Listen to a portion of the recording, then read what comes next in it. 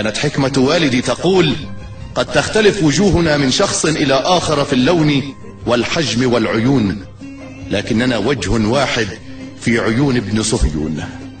يا أيها البطل، في وجه من ترفع سلاحك؟ في وجه عدو استباح الأرض واستباحك؟ أم في وجه من جراحه هي نفس جراحك؟ في وجه من ترفع سلاحك؟ يا كنزنا المكنون، يا مقلة العيون، ألهذا الحد وصلنا؟ أوليس القتل جنون؟ يا أيها البطل، في وجه من ترفع سلاحك؟ هل نسينا أن دم المسلم على المسلم حرام؟ هل نسينا أن المسلم عند المسلم لا يضان؟ أهذه وصية الرسول محمد؟ قتل الصديق وذبح الحمام والله حرام. أفيقوا، استيقظوا، قوموا يا نيام، أنتم تذبحون بعضكم وغيركم في أحضان العهر ينام. على من ترفعون السلاح؟ على الصابرين، على الجائعين، على الصامدين المرابطين، أم على من شردنا وضيعنا منذ سنين؟ على من ترفعون السلاح؟ إسرائيل اليوم في عيد، وموتنا هو الخبر السعيد. أي حاجة، أي عنف من طرف الإسلام. طيب، تواجد الجماعات المتدينة في السويس كان بيعمل على المساعدة في تهدئة الأوضاع ومساندة الدولة، ولا كانوا بيعملوا على إثارة البلبلة؟ التيارات الدينية دي تيارات مصرية وطنية مخلصة وبتتعاون معانا في كل مجال، ومش عايزين حادثة فردية تخلينا نغير فكرنا ومفهومنا عن قوة وطنية موجودة. احنا متشكرين ليك يا عادل بيه، الله يكرمك يا رب، ربنا ما احناش بينا. شكرا يا فندم. الدكتور غريب سليم، كنت حضرتك دلوقتي عامل لقاء مع سيادة مدير امن السويس.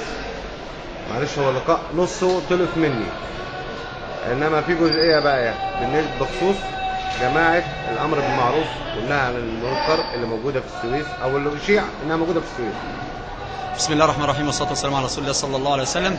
بالنسبه للقاء اللي كان مع سياده اللواء عادل رفعت دلوقتي، كان السؤال الموجه ليه: هل بالفعل توجد جماعه امر بالمعروف ونهي عن المنكر في محافظه السويس؟ وده اللي رد علينا بيه سياده اللواء عادل رفعت مدير امن السويس، ونفى بالفعل وجود جماعه امر بالمعروف ونهي عن المنكر. واحنا برضو بننفي من خلال تواجدنا الدائم في الشارع والتزامنا بفضل الله سبحانه وتعالى بالدين، ونعرف اكثر الجماعات المتواجده على الساحه من بدايتها الى جميع اعضائها ومقرها وجميع اعمالها. فاحنا بنقول ان جماعه الامر بالمعروف والنهي عن المنكر دي جماعه مستحدثه، كان ظهر ليها صفحه من حوالي شهر ونص على صفحات الفيسبوك، وبدات تتكلم كلام هو اصلا بعيد عن الدين. ولما بدا المواجهه بيها او المواجهه ليها، بدا بالفعل ان هم يقطعوا العمل بتاعهم على الفيسبوك. ولكن ما نقدرش نقول ان دي مين اللي مرتكب الجريمه، دي جريمه جنائيه، وبيقوم البحث الجنائي عن مرتكب الجريمه اذا كانت مشاجره او اذا كان تعدي باي نوع من الانواع، لان لغايه الان التحقيقات لم تسفر عن السبب الحقيقي بالنسبه لارتكاب هذه الجريمه. انت شايف الجنايه اللي تمت او مقتل المهندس احمد ديت في شبه جنائي، ولا متورط فيه زي ما اشيع او البلبله اللي تمت ان ده جماعه اسلاميه بتدعي انها جماعه الامر بالمعروف والنهي عن المنكر؟ اولا انت نفسك قلت انها اشاعه، واحنا مع هذه الاشاعه بنقول انها اشاعه فعليه وليست حقيقيه. اما اذا كان المرتكب تبع ايه او مش تبع ايه، ده يرجع لعمل البحث الجنائي ويرجع لاعمال المباحث. احنا مش من حقنا ان احنا نتكلم الا بعد صدور اي بيان رسمي من جهه رسميه، وتكون هي المسؤوله عن بيانها بالفعل. ولكن بنقول ان ما يشاع في السويس في حاله وجود جماعه امر معروف ونهي عن المنكر ده اللي بننفيه بالمره.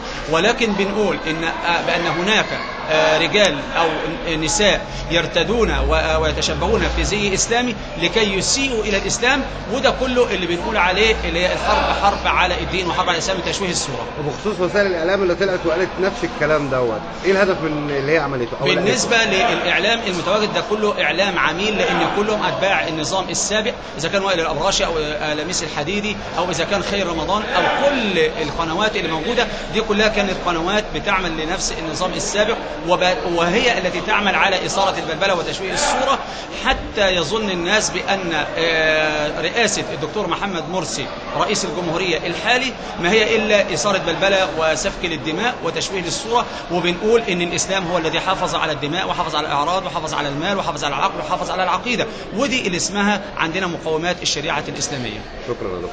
الشكر لله.